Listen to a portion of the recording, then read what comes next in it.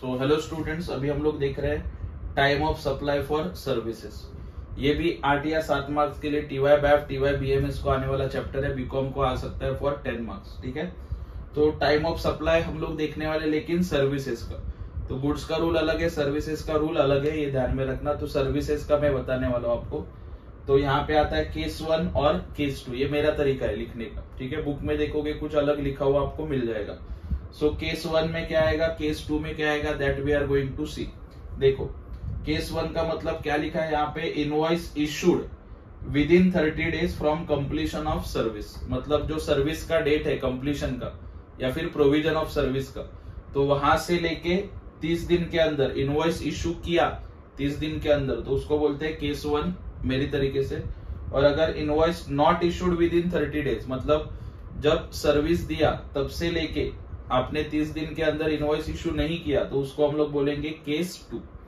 Very clear, issue किया 30 दिन के अंदर केस 1, इशू नहीं किया केस 2। तो पहले आपको डिसाइड करना है कि केस 1 है या केस 2 है। एग्जाम्पल जो आता है क्वेश्चन, तो उसमें आपको यही दिया जाता है, date of invoice, date of payment, date of service. तो आपको पहले इनवॉइस का डेट, सॉरी सर्विस का डेट और इनवॉइस का डेट दोनों को कंपेयर करना है, डिसाइड करना है वेदर इट इज केस 1 या केस 2। उसके ऊपर आपका आगे का आंसर डिपेंड है। ठीक है, सो अगर 30 दिन के अंदर इशू किया है तो आपको क्या चेक करना है, डेट ऑफ इनवॉइस और डेट ऑफ पेमेंट, दोनों में से क्या आएगा, विच एवर इज अर्लियर, मतलब जो पहला आएगा। ठीक है, सपोज यहाँ पे 11 तारीख है, यहाँ पे 13 तारीख है, तो 11 और 13 में से पहले क्या आता है, 11, तो वो क्या होगा आपका टाइम ऑफ सप्लाई।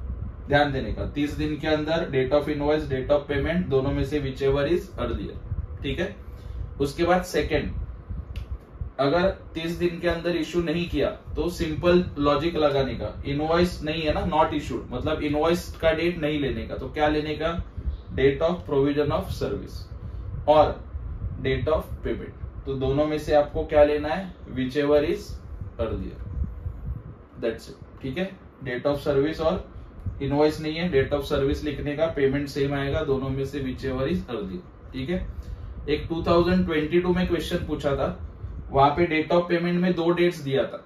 ओके, एक डेट दिया था एंट्री ऑफ पेमेंट का डेट, और दूसरा दिया था date of debit in bank account. तो ऐसा 2 डेट दिया था पेमेंट के अंदर, तो कंफ्यूज होने की जरूरत नहीं, पेमेंट का 2-3 डेट वो दे सकते हैं। फॉर एग्जाम्पल सपोज अगर मैंने आपको चेक दिया आज, ठीक है, आज 10 तारीख है, आपने कल बैंक में डिपॉजिट किया 11 तारीख को, और वो आपके अकाउंट में पैसा आया, ओके, उसके अकाउंट में पैसा गया, आपके अकाउंट से कट होके सपोज 13 तारीख को।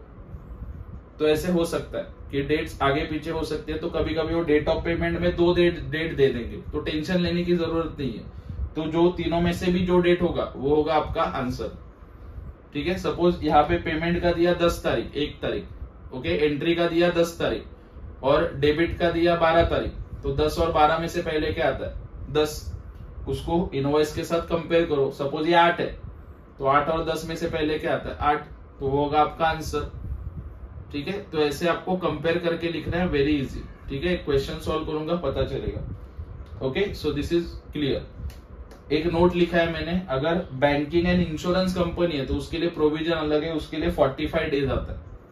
क्वेश्चन आएगा, ऐसा नहीं है इसके ऊपर, बट ऑब्जेक्टिव में पूछा जा सकता है कितना दिन आता है, बोलो for banking and insurance company. ठीक है, सो दैट्स इट, ये आपको ध्यान में रखना है। और सॉल्यूशन के वक्त भी इस तरीके से ही लिखना है, case 1 and case 2। Paper check करने वाले को ये पता चल जाएगा। सॉल्व कैसे करना है उसका भी वीडियो मैं यूट्यूब चैनल पे डाल दूंगा। पहले एक वीडियो है अपना, वो भी आप लोग जाके रिविजिट कर सकते हो, या फिर एक न्यू वीडियो भी आप लोग देख सकते हो। ठीक है, और फ्रेंड्स के साथ वीडियोस प्लीज शेयर करो। बहुत से स्टूडेंट्स बोलते हैं वीडियो बनाओ, लेकिन शेयर करते नहीं है फ्रेंड्स के साथ। तो सबको ये वीडियो का फायदा होना चाहिए और सब लोग पास होने चाहिए। That is our motive, and keep following, keep supporting बागवे sir Gyandeep commerce classes. Thank you so much.